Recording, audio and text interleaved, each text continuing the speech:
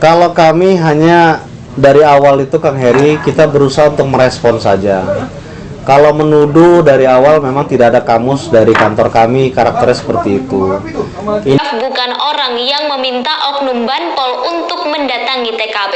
Salam analisa, salam kehidupan, salam sehat. Sahabat-sahabat AK, tolong disimak sampai habis biar tidak gagal paham.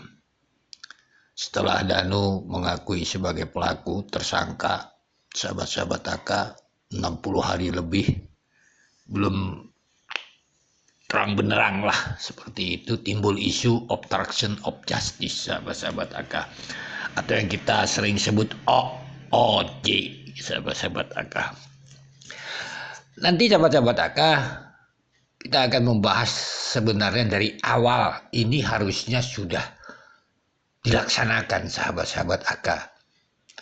Ada keterangan Rohman di tahun 2021 tentang Danu masuk TKP bersama Banpol. Bahkan PH Rohman membuat statement agar kiranya Danu dan Banpol ini dijadikan tersangka. Itu sebenarnya ide itu, pendapat itu nggak salah, sahabat-sahabat AK. Karena Danu dan Banpol ini memasuki TKP, mereka warga sipil.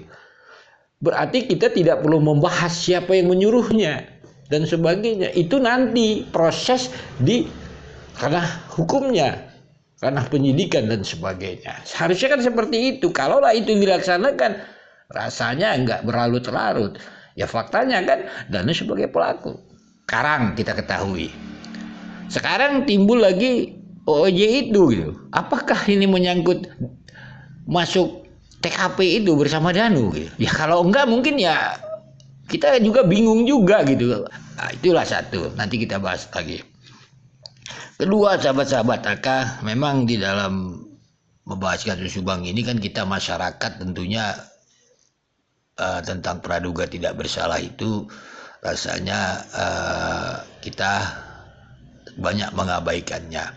Tetapi kalau para PH-PH aparat hukum itu kan harus terikat dengan undang-undang itu dalam pemandangan analisa AK. Contohnya itu ada di undang-undang kekuasaan hakim itu teh pasal 8 ayat 1, misalnya di undang-undang HAM pasal 18 ayat 1 kan seperti itu. Jadi istilahnya misal di undang-undang kehakiman itu sahabat, setiap orang disangkakan, ditangkap, ditahan dan sebagainya sebelum ada berketetapan keputusan hakim itu kita tidak boleh mengatakan mereka itu bersalah gitu kan. Jadi intinya praduga tidak bersalah itu baik itu masih tersangka, baik itu masih saksi, ya mereka semestinya orang-orang yang paham hukum itu paham itu gitu. Kan seperti itu pemahamannya. Jadi kita bisa cross check lah, kilas balik ya PH-PH yang apa saksi ini kan maupun tersangka ini itu. Jadi kita harus adil menilai kasus ini, sahabat-sahabat AK. Soal adanya dugaan oknum Banpol yang menghilangkan barang bukti dan Danu yang membantu Banpol, tim kuasa hukum Yosef buka suara. Tim kuasa hukum Yosef Rohman Hidayat meminta Danu dan petugas Banpol ditetapkan sebagai tersangka kasus pembunuhan ibu dan anak di Subang, Jawa Barat. Hal itu lantaran mereka telah memasuki TKP pembunuhan tanpa izin hingga menghilangkan barang bukti. Sebelumnya diberitakan Danu diajak oleh oknum Banpol untuk masuk ke TKP pada 19 Agustus 2021 lalu. Menurut Rohman, perbuatan keduanya jelas melanggar hukum pidana. Dikutip dari Tribun Jabar.id Rabu 3 November 2021, pengakuan Danu soal diajak masuk ke TKP oleh Banpol menurutnya menjadi fakta yang sangat jelas. Terlebih polisi sudah mengantongi sidik jari Danu di lokasi kejadian. Menurutnya bisa jadi ada perusakan barang bukti di TKP hingga membuat kasusnya sulit terungkap.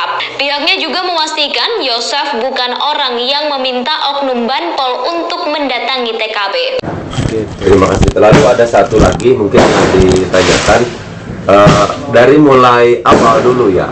Ini juga masih terkait apa yang disampaikan oleh Pak Rohman ya. Waktu itu kan tetapkan saja Danu dan Banpol itu sebagai tersangka melanggar ini dan itu. Lalu kemarin juga ada sebuah statement seperti itu. Nah, yang ini saya tanyakan kepada Pak Topan, dari awal sampai sekarang itu Pak Topan itu berbicara lebih mengarah kepada hak-hak Danu aja sebagai kliennya, klien Pak Topan gitu. Tidak pernah menyalahkan atau menjulutkan pihak-pihak lain. Nah, sebetulnya bagaimana sih Pak Topan bisa seperti itu, sehingga ya intinya menurut pendapat saya ini merupakan sesuatu yang sangat luar biasa. Bagaimana sih Pak Topan yang membuat Pak Topan bisa seperti itu gitu? Istilahnya tidak terpancing atau bagaimana seperti itu? Kalau kami hanya dari awal itu Kang Heri, kita berusaha untuk merespon saja. Kalau menuduh dari awal memang tidak ada kamus dari kantor kami karakternya seperti itu. Ini kan masih praduga tidak bersalah, semua masih saksi. Jadi buat apa kita saling menuduh, buat kita saling mengarahkan? Nggak ada lah. Apapun nanti penetapan polisi, siapapun tersangkanya, dan kami yakin itu bukan klien kami, pasti harus kita dorong terus untuk sampai ketemu siapa pelaku, siapa aktor di balik pelaku, dan motifnya apa. Ini kenapa sering saya sampaikan, karena menurut kajian kami pelaku ini sangat profesional, dan pelaku ini kami setuju pelaku ini dari luar. Nah, kalau pelaku dari luar yang melakukan ini, berarti kan ada yang suruh. Siapa yang menyuruh pelaku, tujuannya apa, motifnya apa. Nah, ini yang kami berharap ke depan kepolisian bisa segera mengungkap itu. Tapi kalau untuk menuduh pihak-pihak kami nggak ada. Sama seperti kayak kasus Banpol. Danu menyampaikan dalam BAP tentang adanya insiden Banpol. Dalam kronologisnya disampaikan dari pagi yang menyuruh Danu datang ke TKP untuk memantau TKP adalah Yoris. Saat dia memantau TKP datanglah sosok Banpol.